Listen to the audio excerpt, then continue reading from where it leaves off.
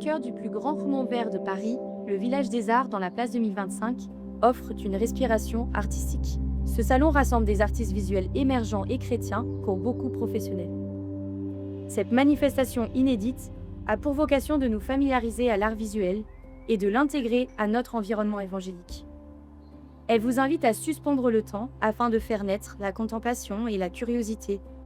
La scénographie sinueuse du salon, en îlot autonome, crée de multiples petites expositions jouant comme des ponctuations au gré de la déambulation.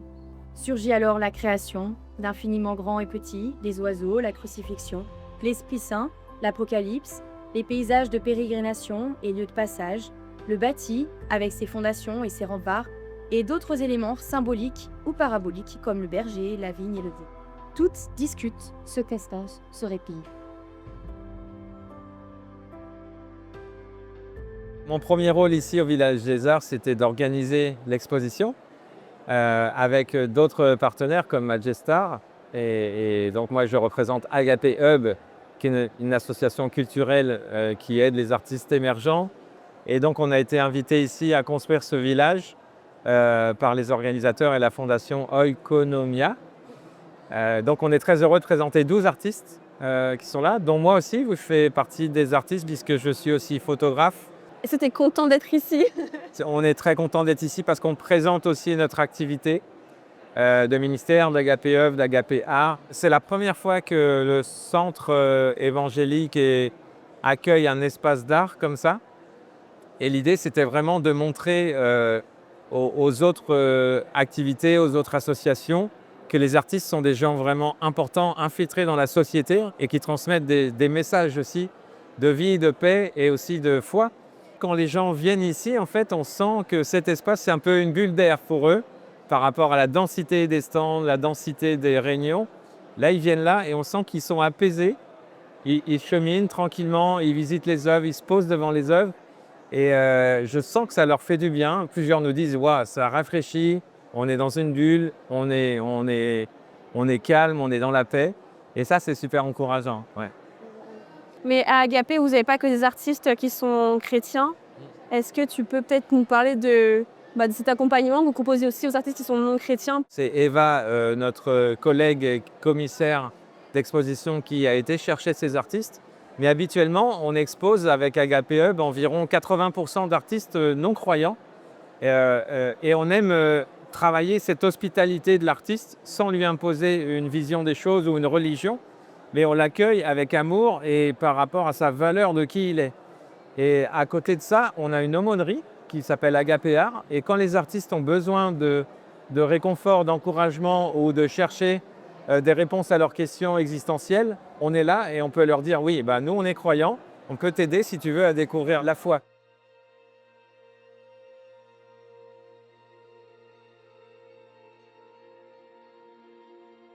Notre objectif, c'est que chacun se sente à l'aise de franchir le pas du Village des Arts et d'être légitime de se trouver au milieu d'œuvres et de comprendre qu'elles sont aussi pour eux, ces œuvres.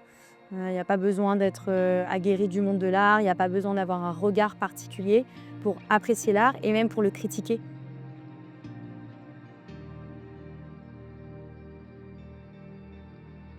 Dès que j'ai vu cette œuvre, elle m'a tapé dans l'œil parce que ça me fait vraiment penser à chez moi. Comme si je remets ma main là, je rentre à la maison. Ça m'invite à me reposer en fait. En anglais, on dit home. Tu vois, home, c'est différent de house parce que house, c'est la maison, mais c'est une habitation. Alors que home, c'est la demeure, c'est là où tu peux décharger tes fardeaux et vraiment être toi. Merci Seigneur.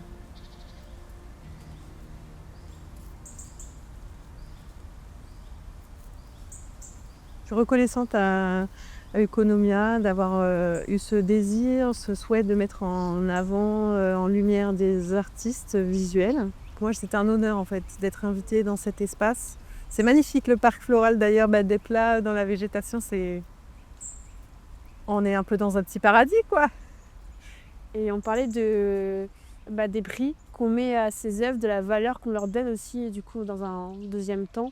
Et de cette peur peut-être de ne pas vendre et de vouloir être accessible. En même temps, il faut aussi pouvoir en vivre et rembourser ses frais. Oui, c'est sûr que de trouver un prix pour son travail, ça n'a pas été facile au départ, parce que c'est forcément, moi ça me paraissait cher au début parce que je me suis dit: «Ben, moi, je ne serais pas en mesure de m'acheter, une telle ou telle pièce que je crée moi-même, en fait».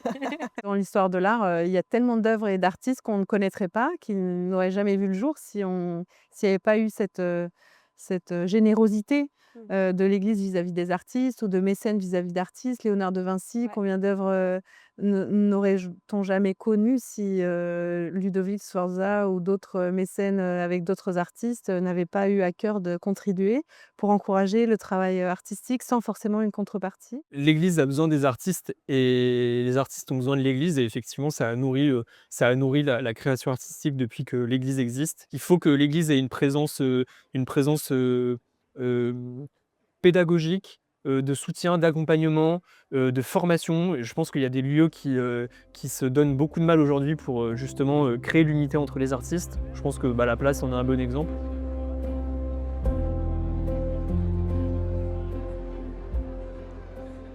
Et j'ai eu le privilège, vous allez le découvrir, de travailler avec une riche équipe de qui j'ai beaucoup appris. Donc je voudrais simplement vous présenter Emmanuel Brocard, Marie-Claude Haineux, Jacques-Richard Sassandra, Anna Favi, Young-Suk Koum, Marie-Salomé Le Guenec, Sylvie Glock, Annie Renaud de Bordeaux, Johanna Ril, Xavier Lespinasse, et je vais partir aussi les artistes.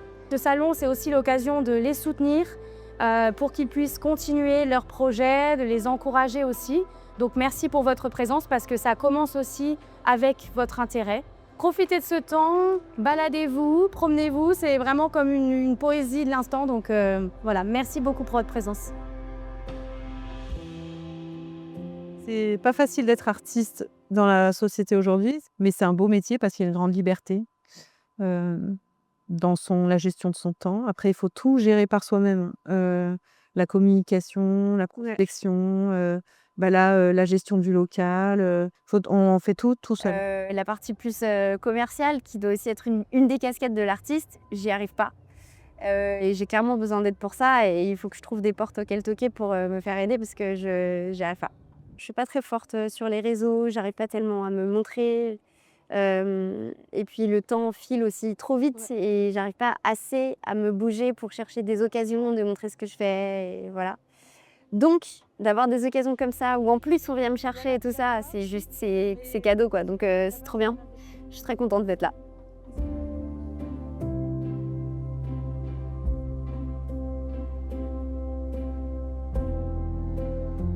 Moi, ce que j'aime dans cette peinture, c'est vraiment les couleurs. Le jaune. Moi, j'aime beaucoup le jaune, personnellement.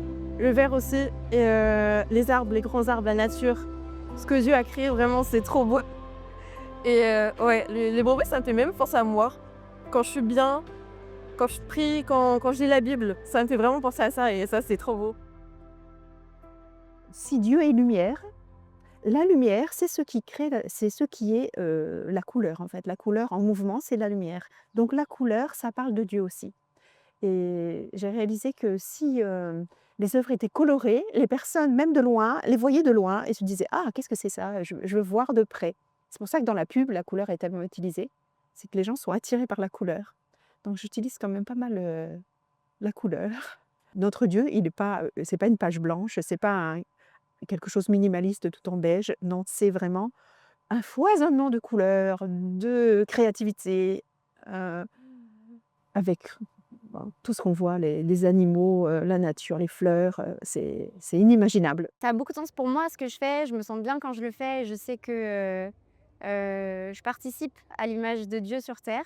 On a tous des petits créneaux qu'on met bout à bout et tout ça, ça fait le grand puzzle de son image. Et j'aime mon bout du puzzle et j'y suis bien et je sais que c'est vraiment en relation avec Dieu où je cherche à le faire rentrer dans ce que je fais et qu'il y ait un bout de lui vraiment qui puisse toucher les gens et parler à d'autres. J'ai l'impression d'entrer dans ce que Dieu m'appelle, c'est-à-dire, il m'a donné d'avoir un regard particulier sur la nature et donc en quelque sorte, c'est comme si je traduis, la beauté invisible du monde, j'essaye de la rendre visible l'invisible comme disait Paul Klee. Moi, j'ai à cœur de parler de beauté aussi, de la beauté et puis d'espérance. L'espérance, la lumière qui nous porte vers le haut, pas, qui nous tire pas vers le, qui nous mette à l'aise et qui nous fasse du bien.